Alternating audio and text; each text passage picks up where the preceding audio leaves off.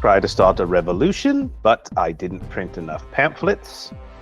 Welcome in to the Bro 4 Squad podcast, where we are just a bunch of bros drinking beer and talking movies. This is episode 249, and I'm your host, the Mayor, Jeff Hornacek. Before we get started with the movie discussion tonight, let's go around and meet my co-host and fellow bro, our legal counsel, Ronnie Cycli. Ronnie, speaking of being litigious, can I sue Amazon Prime Video for not paying me to watch War of the Worlds instead of the other way around?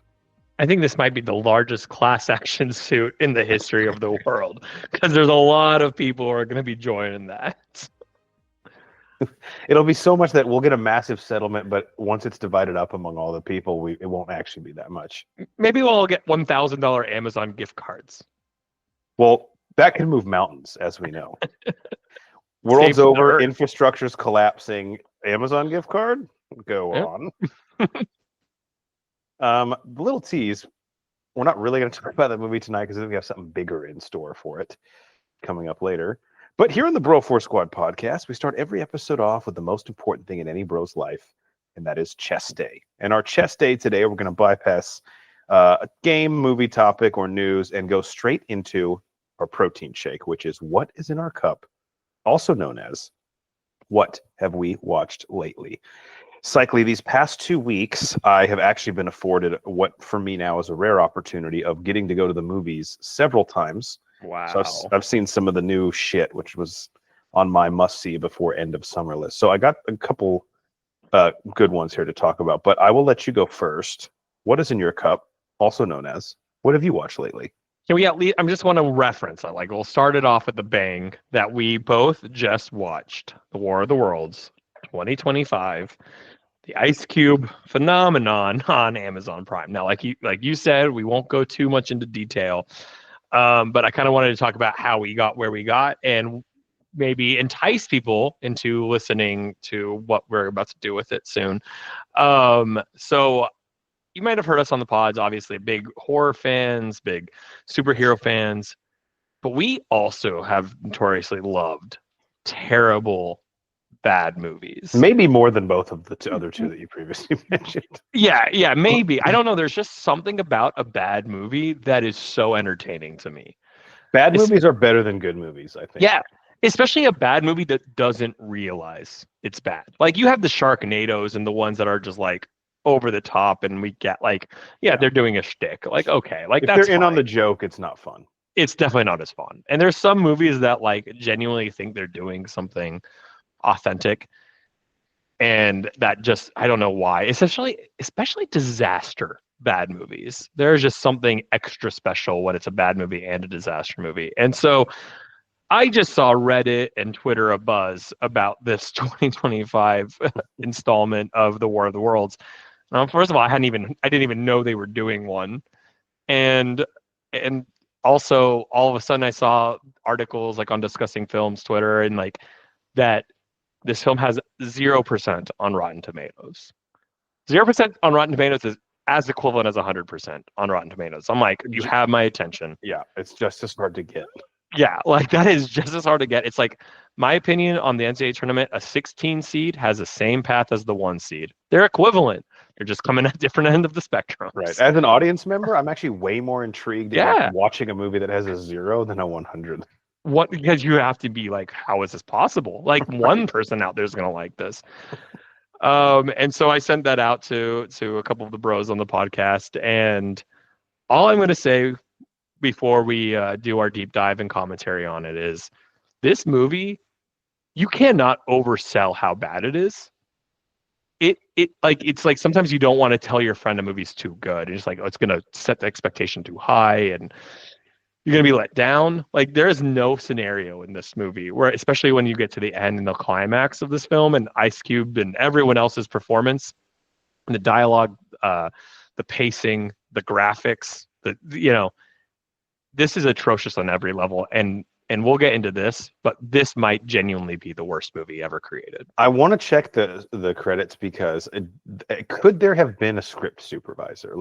Is anyone taking a second pass at this thing and they're just a few tweaks I think we should make? A couple complaints. Right, we're just like letting everything fucking go. So yeah, it's going to be an incredible movie commentary, and Brian Banner will be joining us. He was also a huge fan of the movie. I will just say this to sort of piggyback on Cycly's tease. I had to watch this movie in 2 separate sittings today. It's an hour and 20 minutes. I think like maybe a little bit more when you go through. It's an hour 30 total, but like before credits. And after the Which first is an insanely long credits, by the way, for a movie that took like 5 people. Like, makes Yeah. no sense. It is very long.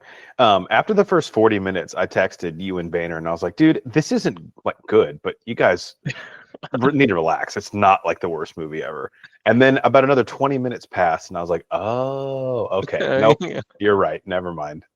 And it crescendos even worse than it started, which is impressive. It really sticks the landing in a reverse way. Every time I feel like you think it's peaked in its awfulness, it outdoes itself. Like 5 seconds later, and you're almost like, this takes talent. I don't know what kind of talent it takes, but it takes talent. Because if it was easy, every movie would do it. Yeah. But they don't. Yeah. All right, so keep your eyes peeled on the horizon. That'll probably be the next thing we record, actually, is the World of Worlds 2025 movie commentary. All right, I'm going to bring this up, and if you haven't watched it, I'm going to delete your number from my phone. Have you finished You Season 5? God damn it. I have watched more episodes of You Season 2025, but I'm going to tell you the truth. My wife's been going through a lot lately. She's been in and out of town. I couldn't watch it without her. Okay, that's fair. I did read what happens because I was just sick of not knowing. Oh, you did? Okay. So I guess, Mike, we'll talk about it on a future pod. I've been putting this one off. No, let's talk about it. I'm 2 episodes away. So like I can talk about it as much as I can. Okay, so spoilers for You Season 5. If you don't know what happens, skip ahead maybe like 2 minutes. This is the last season, I think. Imagine so. I mean, the way they tease it, it would have to be like a decade later that they revisit it. Yeah. If they bring back Dexter, they can bring back You. That was actually the analogy I was going to make. Was it's almost like a character who like nothing happens to them for 10 years, and then maybe we can revisit it. But Cycly, I got to be honest. This show, I think, definitely peaked. Probably season 2, maybe season 3, and so probably season 2, to be honest. And it's been like kind of hard to get through it just because, especially last season, they made a really, really ridiculous plot decision. But I'm actually kind of pleased with the way it ended, and I had fun with this, maybe partly because I knew it was the end and that they weren't going to string me along for another season. But there were also a few twists and turns that I didn't see coming. Like when Joe goes to the house and he's actually been set up the whole time by what's her fucking name? The redheaded chick. Awful literary name that they give her. Yeah. It's like Astrid or something. I don't know.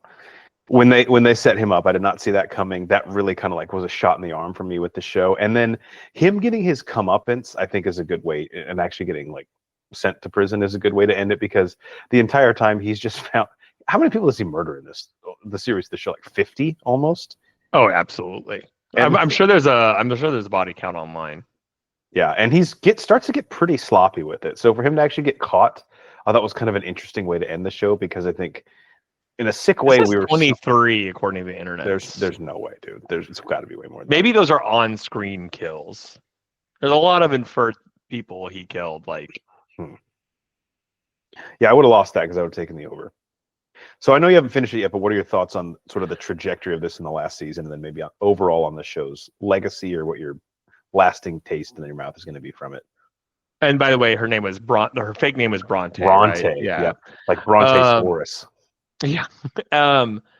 You know what's funny? Like, I think I mentioned this last time on our pod. We've been watching a lot of Ted Lasso, rewatching it, and like, especially because it's a happy show. It takes like, when you're dealing with like stress during the day, it's a good show to just turn on.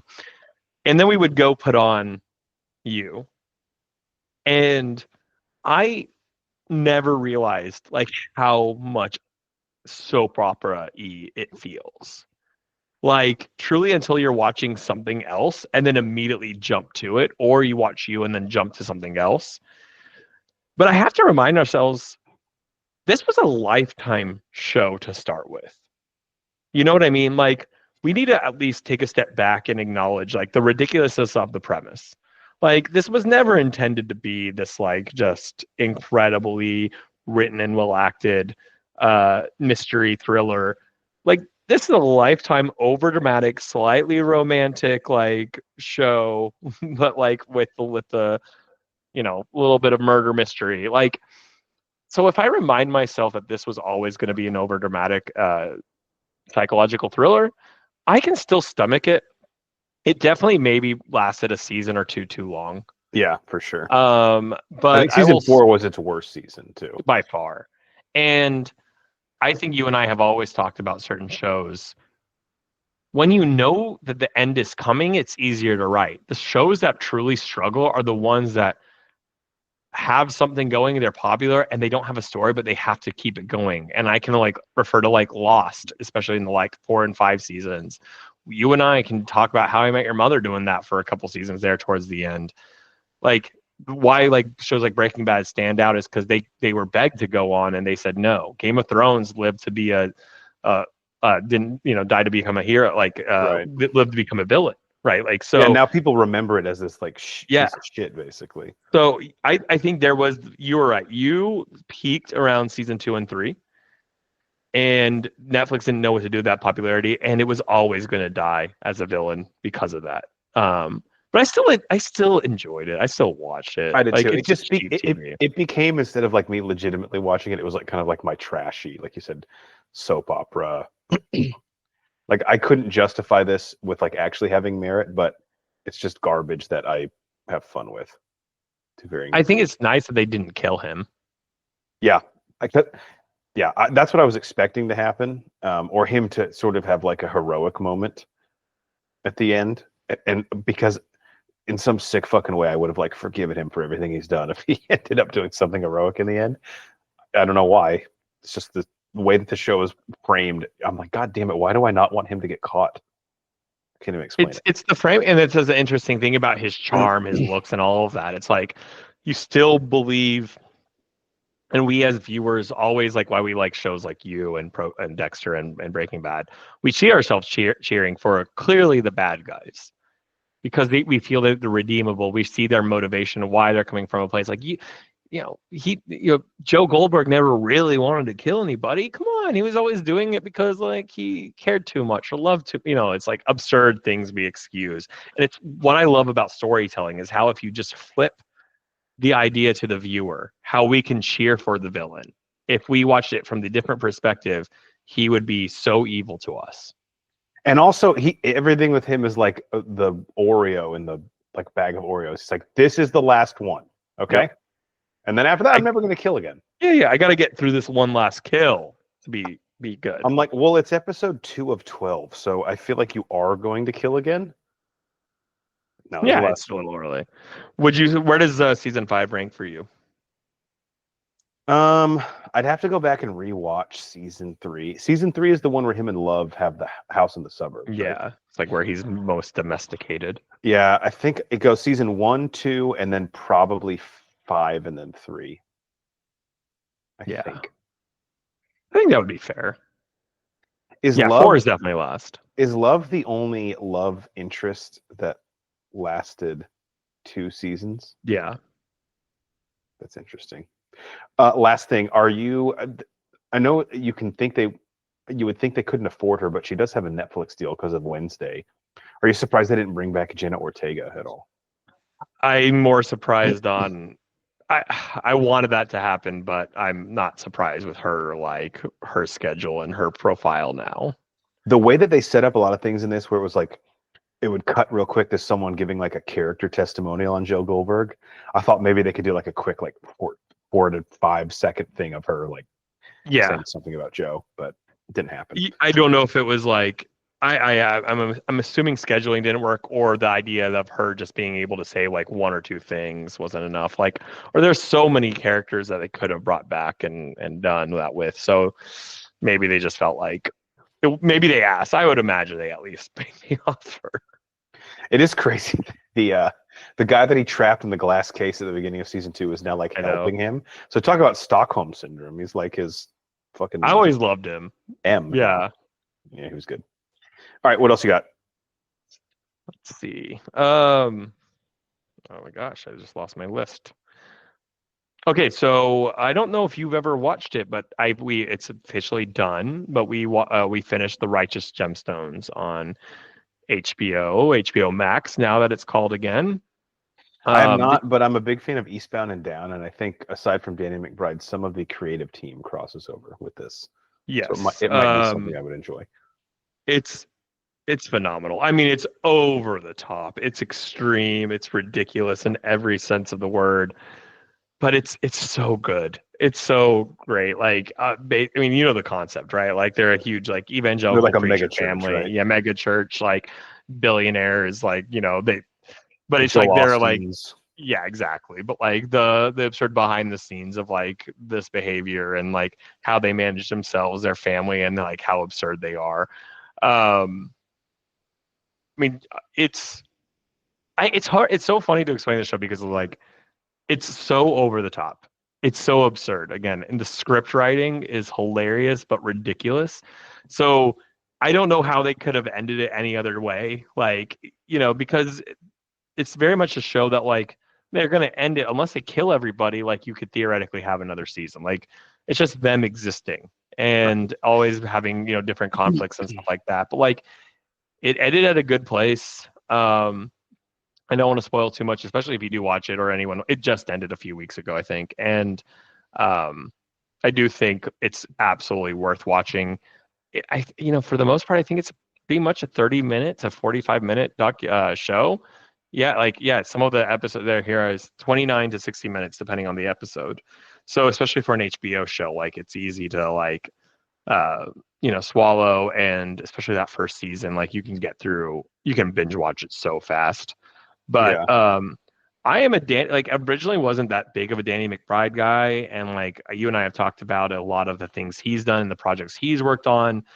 That like there's a lot more behind the surface level comedy that he does, and it's phenomenal. And then we have like Adam Devine who plays his brother, and then Edie Patterson as Judy Gemstone What might have be I one of the seen most. her in? She was like the one name in this that I was like, she looked hilarious in all the like clips that I saw, but I couldn't piece where She I've seen her. is in Vice Principals. Um, Which I think is also the same creative team. These I guys just think love Danny yes, it McBride. is. Yeah, exactly. And she was in the original Knives Out. I can't remember who Hmm. she played, but she was in that. But Is Walton she might. Goggins in this at all? Because I know he's in Vice Principals as well, and he feels like he would work in this tonal. This is so funny that you're saying that. He might be the greatest character in the show. Really Yeah, nice. like Baby Okay. Billy. Come on, Uncle Baby Billy. Like he is. Does he do his He. twang voice in Yeah, it? yeah. He's Okay, Uncle perfect. Baby. My gosh, you have to watch this. You have to watch this. Uncle Okay. Baby Billy is incredible. But like Edie Uncle Patterson, Baby Billy. That's a fucking yeah. ridiculous name. Yeah, he's literally the kid's uncle, and that's his nickname is Baby Billy. But Judy's lines, I mean, might be the most iconically written lines in some sitcom comedies that I've ever heard. They're just like so ridiculous, you cannot help be like, what the fuck, but be cracking up. Be like, I don't know who came up with this, but it's insane. But John Goodman serving as the patriarch, the Yeah. overall story, right? Like he's the patriarch, his wife is dead, and so it's about him and like basically getting close to retirement, and he has these three just like ridiculous older adult children who just like are not like, he doesn't know who to pass the torch to, and obviously crazy shenanigans happen in and out, but without giving anything away, it's one of those shows you can just turn your brain off and laugh at, and it's so worth it. Yeah, HBO has a very solid track record with these type of like raunchy comedies. Yeah. Oh, probably the most dicks per scene it made Game of Thrones. It gave Game of Thrones a run for its money for how many dicks Interesting. are on this show. All right.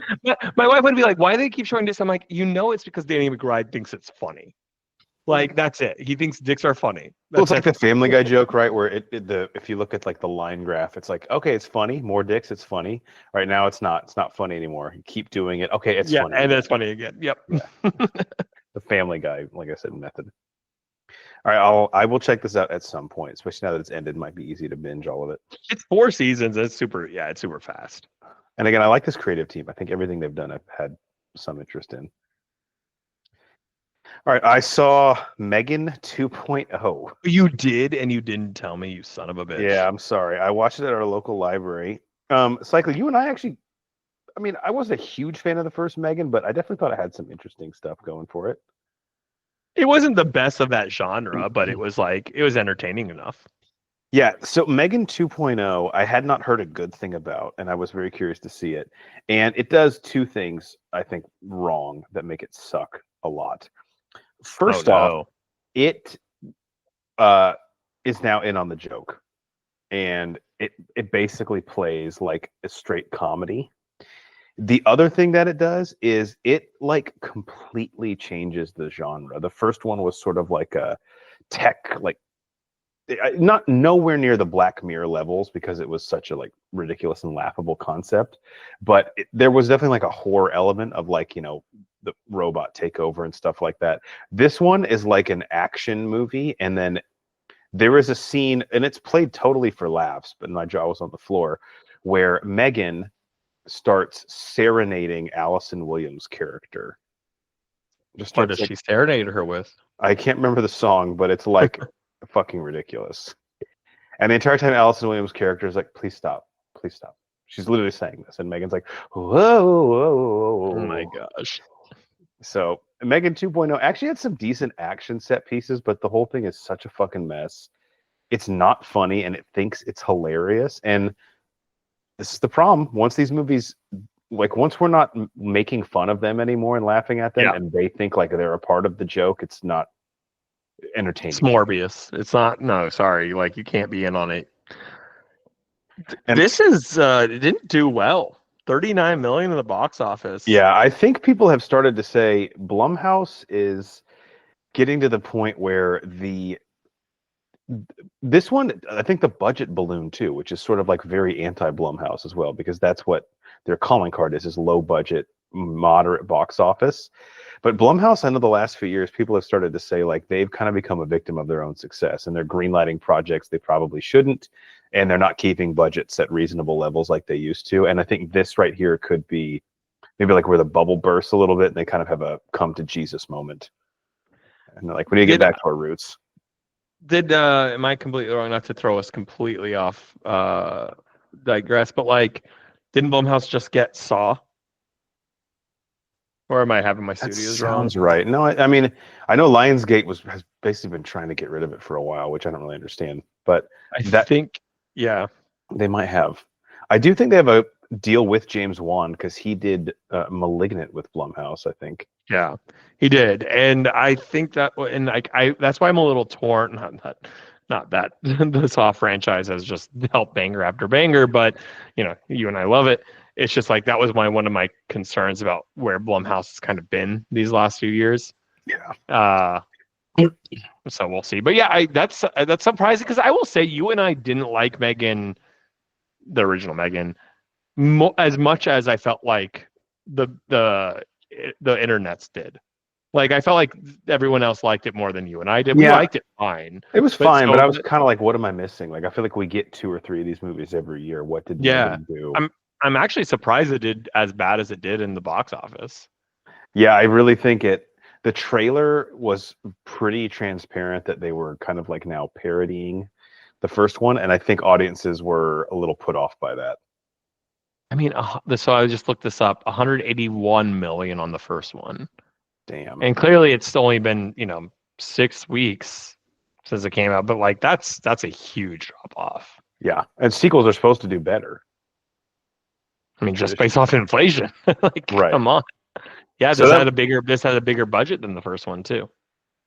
I think that's the problem. Is Blumhouse again when their budgets balloon, they really can't make it back on the back end. I think this is the end of the Megan franchise. I don't think that's some bold statement to make.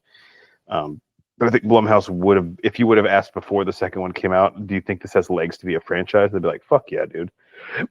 Did it end in a finite place, or do you feel like, if they was enough like money to be had, they'd bring it back? Yeah, they didn't like tease a sequel, but I mean, in this world, especially when you see the way that they bring Megan back in this, it's like, what is holding them back from any? I mean, no creative limitations to just continue this if they wanted to. Plus, I can't imagine Allison Williams is only has so much. I'm not saying she's the biggest actress in the world, but like, you know, I don't know. I thought she would at least be a little more careful with her projects. This one, again, you get the bag, sister, but she must have just been. They must have just slid a number across the desk that she was like, okay, yep, that's. I don't give a shit about the script. Just sign the check and we're good. I mean, that's what Liam Neeson was just like. He's been in a lot of interviews right recently with the Naked Gun, Yeah. and like, which I think I'm going to go see this weekend. There's a couple movies I'm going to see this weekend. I think I Nice. want to see Weapons. Very interested in that as well. Yeah. Yeah. That one's giving me Longlegs vibes. I'm a little nervous because it's getting like insane reviews. I believe someone made the comment on. They were like, every single one of the top 8 billed actors is in the MCU. Oh, I don't think like, I realized that. It's like ridiculous. Like Benedict Wong, Julia Garner, who's the Silver Surfer, Josh Brolin, obviously it's Thanos. It's like all these people. Yeah. But yeah, all right, so you're saying Megan 2.0 not worth it? Yeah, more like Megan 2.0. Wow. Good night, people. Got it. All right, what else you got? Remind me if I talked about this, but I'm pretty sure I didn't. I watched one of those documentaries, murder, or not necessarily murder, but mystery documentaries on Netflix called The Disappearance of Amy Lynn Bradley. Okay, is this the chick on the cruise? It is the chick on the cruise. Okay, what's it called again? The Disappearance of Amy Lynn Bradley. All right, I am going to watch this. Is this a series or like a one-off? It's a 3-episode like miniseries, like okay documentary. So, if you can talk about it without like major spoilers, because I vaguely remember the story. And no, I won't give any spoilers. All I'll say is like, I do feel sometimes that we're getting to a point to where all of these media, companies, like whether it be Netflix, Hulu, HBO, whatever, they are all pumping out as many true crime things as they can. And I'm not saying there isn't validity to this one. And obviously whatever happened to Amy Lynn Bradley or may not have is and can be tragic. But like there's some things and some elements where you're just like, I don't know that this would have been a documentary that was at the top of their list. Right? Like this just feels like we're like, hey, what's another story we can make a documentary about? Like a lot of people go missing. I get that. Like there's a lot of, especially we talked about that with the documentary with oh my gosh, what's her name? The 18-year-old girl who died a few months ago. Gabby Petito. Thank you. And that like one of the things I liked about that documentary was like they alluded to how many people go missing, of like especially like women of color, like indigenous people, all that kind of stuff. Yeah. And it's like and this one is again, it's like it's very like, okay, this white girl having a good time partying on a cruise, and it's like, was she married or there with her boyfriend? No, I think she was like literally 20 something, 23 years old or something like that. Like she was there with her family and oh, okay. And I mean, her story absolutely, please do not get me wrong. Like her story absolutely deserves to be told. But overall, when you look at it from the lens of like an artistic documentary, it's just like, I feel like sometimes they're very much like, stretching that drama, and where her story should be focused on like what we need to do to find her, or like what needs to do to figure out what happened. And it's just like, hey, let's create a 3-part documentary to create drama and create conspiracies and create stories, because like you can do that with almost anything. And this one, like, I was still very interested. Well, that's what what's the Who Drew the Dick series called again? Oh, love it. Yeah, American Vandal. Yeah, where it like parodies like the way that like how exploitative some of these things are, basically. Yes. And like I said, whatever did or didn't happen to Amy Lynn Bradley and to her family is tragic. And again, I'm not even against that story being told. What I'm against and what I'm starting to see is like these production companies is like just stretch these things out because they know we're such suckers for it. And I'm watching it. I'm watching these things. Like, so I am. I like murder podcasts. Like, I'm the exact hypocrite out there saying like we probably don't need to be doing what we're doing with these actual victim stories. I'm not saying don't watch it. Like again, it's 3 parts. It's not too long. It's easy to take in. Um, it's a very interesting story, and where the story like alludes to our hints to, where I feel like sometimes the answer might be a little more simplistic in nature than the conspiracies that devolve from it. So it's worth a watch, but I just feel like you can tell Netflix and these other companies are starting to stretch these stories. Yeah, and they're popping up a lot more now than they were Yeah. like 4 or 5 years ago. Last thing I'll There's ask. only so many. Sorry, there's only so many, right? Like good ones. I know. With these, I'm always interested because this is sort of like a lens or a peek behind the curtain into how the family feels about the documentary. Is her family like active participants as interviewees in this? Yes, Okay. which I do appreciate, and that's the part I feel like the documentary should really focus on. Mm-hmm. And I know you said you might watch it, so I don't want to give anything away, but like the family is very involved in it for a specific reason. Like they are still holding hope Okay. to things, right? Like there is And I will still say this too, with all these crazies out there, internet sleuths that like normally once they yeah. get the scent of these, like they solve some of these crimes. Yes, and that's what I'm saying. I'm not against like the family should absolutely be advocating for this, and they should. I have no problem with these kind of documentaries if it's in service of helping find and protect these things. What I find frustrating is like let's stretch this out as much as we can and like create murder mystery. It's like a whodunit. It's like Yeah, okay, when they like start pitching conspiracy, that's when I'm kind of like, yeah, okay, now you there's a lost me. lot of that. So at the end of the day, her story deserves to be told. I think it's worth watching. It's interesting enough, and yeah, the conspiracies make you think. Um, but like I said, it's more of a commentary on how we look at true crime documentaries and the exploitation of that. Again, I am a hypocrite. I'll still watch these things, but I get it. Yeah. All right, this is next on my list. All right, last one I got. I think you might have watched this too. Happy Gilmore 2. I have not. I think I'm the only one on the pod who has not. Wow. Okay. Um, so Happy Gilmore 2, I was shocked at how much I liked it. It was hilarious. It got a Brosker nom for Best Comedy of the Year. And if you have been paying attention to the Broskers the last few years, you do know that this is typically the weakest category. Mm-hmm. So it, I think, has a legitimate chance to win. Naked Gun could end up getting in there as well, which obviously hasn't been released yet. But Happy Gilmore 2, it's just a funny movie, man. Like, you can't compare it to the first one, which caught lightning in a bottle and was Adam Sandler in his prime. And anytime you take a sports movie and make it a comedy, I'm down. This one gets a little bit out of control with the cameos, but I thought almost every gag in it worked. And it gets a little ridiculous with like the premise of what brings Happy back to golf. And there's actually a pretty big plot thing that happens in the beginning that I was blindsided by.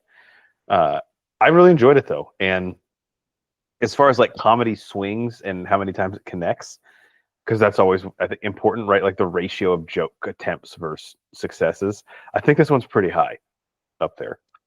All I'll say is like I what I've read about it, and not that I'm putting off watching it, just haven't gotten the chance. Is that like it does nostalgia to a good like there's like things that like fuck up nostalgia as we talked about like the Anchorman 2, Zoolander 2, Dumb and Dumber 2. Yeah. Like there's a subtle way of doing it. I heard like this movie does it much better. It really does. And I think it does the characters right. And as far when I say there's a lot of cameos, some of them are cast really well and some pretty funny just like choices of who plays some of these roles. I've seen a lot online. Yeah. Yeah. There's a lot of golfers in it, as you would expect.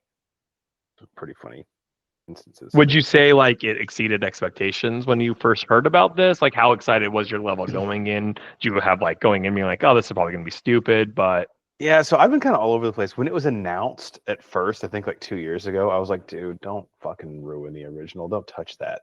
Then when the first trailer came out, I was like, actually, that looks pretty good. Like, Adam Sandler on Netflix is such a mixed bag, but I think we might have something here. And so my expectations were sort of rising. And then when I saw it, I was like, all right, this actually met. I had fairly high expectations, but I think it met, possibly even exceeded them. That's pretty impressive, honestly. Another thing too, this could be part of it. Personally, maybe I don't know how you feel. I'm so starved for good comedies these days that Yeah.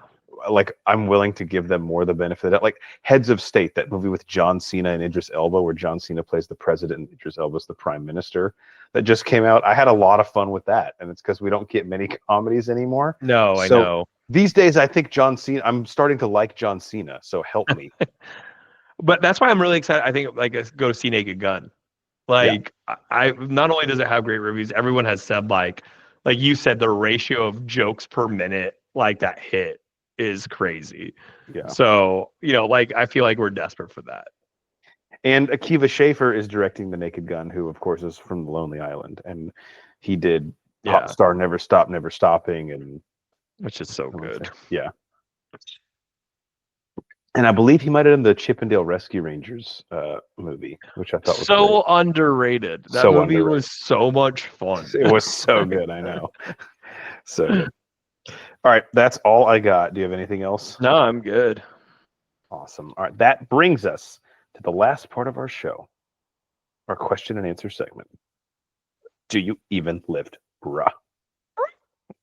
Where we ask a question that we leave you with, and the question tonight: what are the bros' top 100 movies of all time? Might seem impossible to quantify this, but we have been doing it for about the past 2 years. And if you click the link in the description of this episode, you will find the ongoing list of our top 100.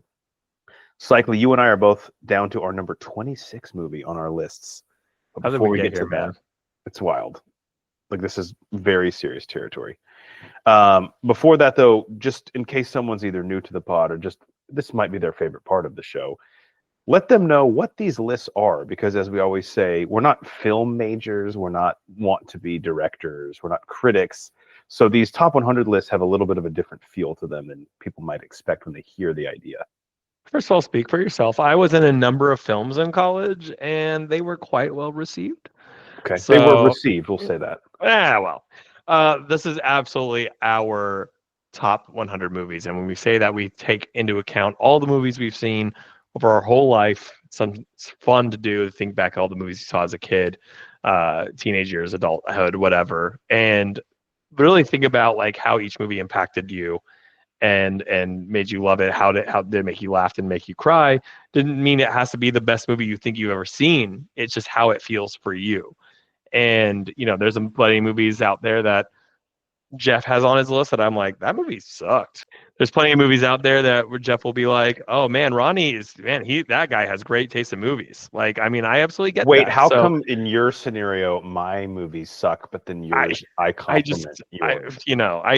It's just a figure of speech. It's a turn of phrase. Okay, it's a turn of phrase. So, but really, it's fun activity. It's fun to go back and think about all the movies you've seen, because you've seen a lot more than you realize, and how they picked you up in different times in your life. So yeah, I recommend everyone do it.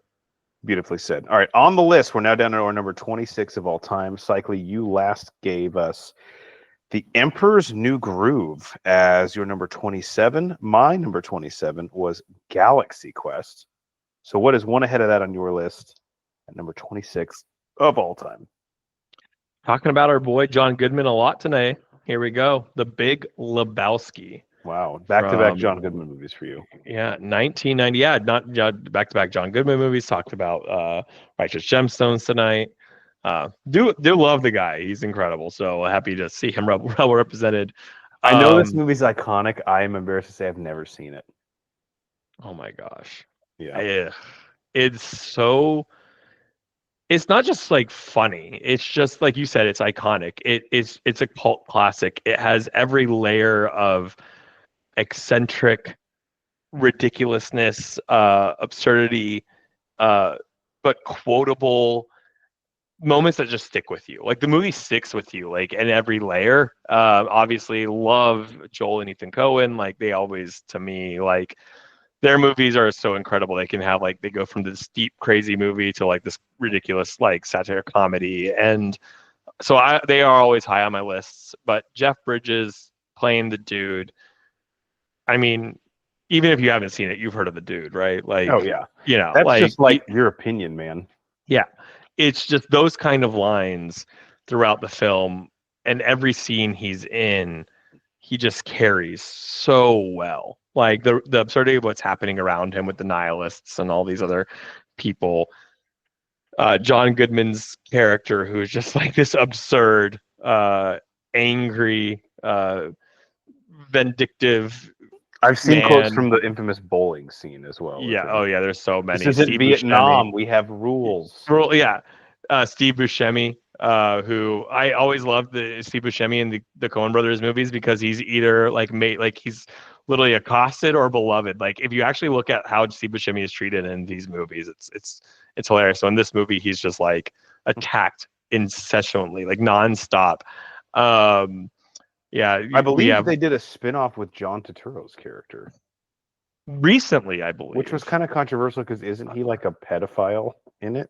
I mean, he's a minor character now. Like there's like references where I think John Goodman calls him a pedophile, but like you don't really get a lot of backstory to his character in the film. Well, that's why we needed a spin-off. Yeah. Yeah. So Julianne Moore is also in this, and then early Tara Reid, is in this movie before American Pie, even, right? Yeah. I think so. This is 1998, so right around American Pie is 99. But anyway, like the movie itself is so beautifully written, like as for a comedy, it's just like so pure and absurd. And as a Coen brother movie is like, right, like you've seen Burn After Reading, right? Like, it's just like the outlandish comedy, but it comes from a place of sophistication almost, even though it's about like ridiculous, stupid people. And you absolutely have to watch it, but like, the love of the bowling, the dude, and all the characters and the incredible like build up to each character and background they give. It's such a happy movie to put on. I don't know how else to say it. Like I could watch this movie 1,000 times over. It would never get old. Mm-hmm. Yeah, it's one that I know I need to see, and somehow I've just missed it after all these years. Do you know the plot, like in general? Not really. I just know he's like a stoner. Nate Thurman loves this movie as well. Well, I'll just tell you this, like to anyone who's maybe a little younger and hasn't seen this, it's like one of the greatest comedies. But like, basically, his name is Jeff Lebowski, and the reason why the movie's called The Big Lebowski is there's another Jeff Lebowski in the same city who's really rich, and he gets mistaken for this Jeff Lebowski. He's like, I'm like, and so like the guy is actually the Big Lebowski. He's not the Big Lebowski. So it's like, that's the whole joke of the movie is like, there's this whole misidentification of people and all the hilarity that ensues about like these people who are coming out. That sounds like such a classic Coen Brothers plot. Right. It is very Coen Brothers. That's this is like Fargo, very Burn After Reading. Yes. Obviously. Yes. Yeah. It is so Coen Brothers. It's incredible. So absolutely need to watch it. That's great. They've done a variation of that every time it's funny. Yeah.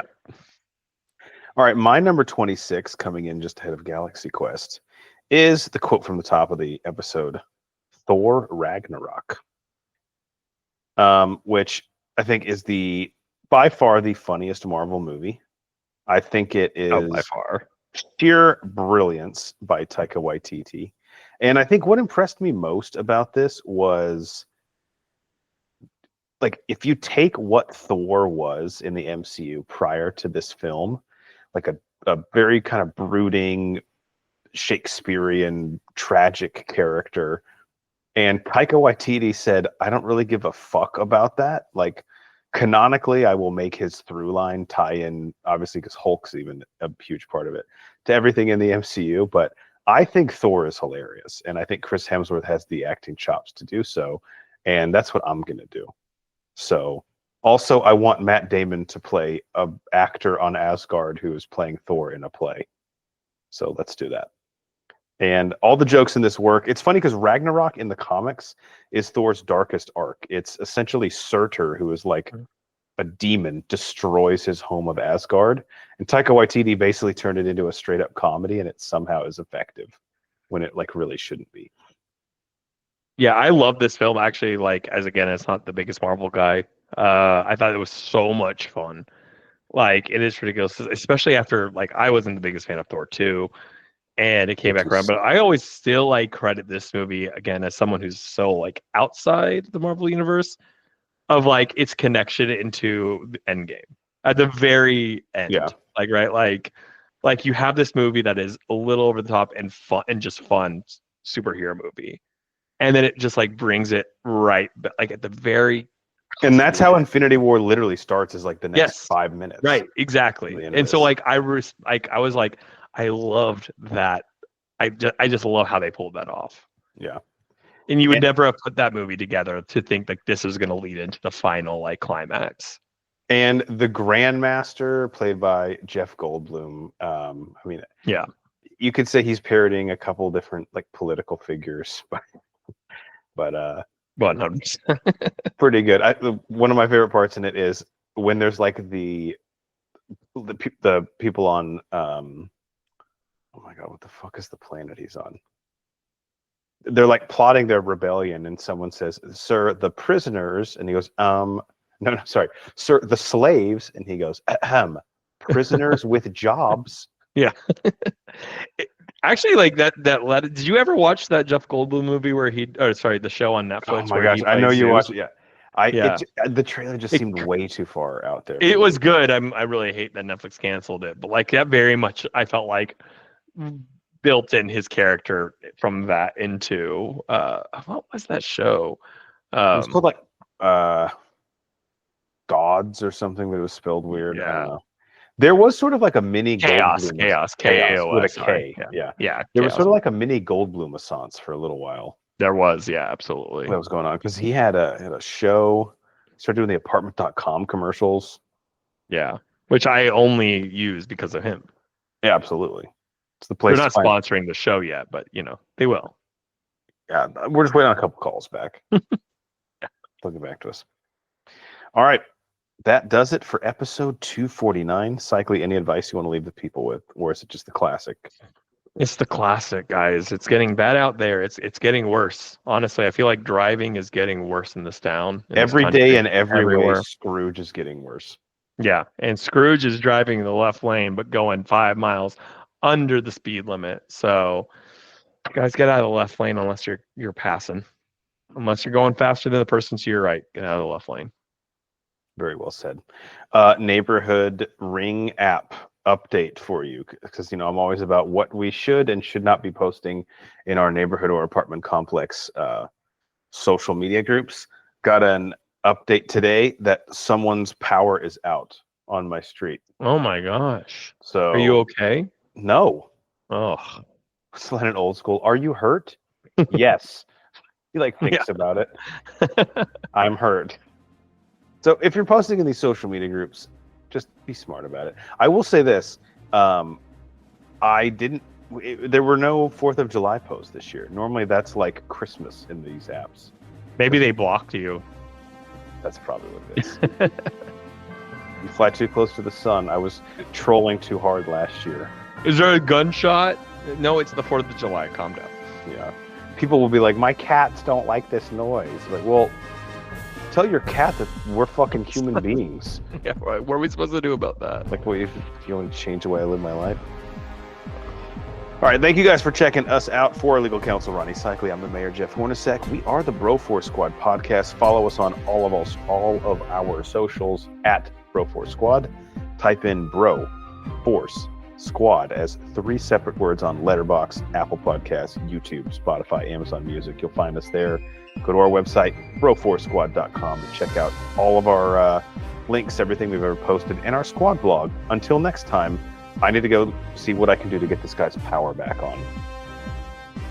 Should I ask if he's tried turning it off and turning it back on? Unplug your power and plug it back in. Yeah, idiot. Oh, man. Dude, I'm really sorry about the fuck up there. So no, that's okay. I'm going to text Brian that God works in mysterious ways.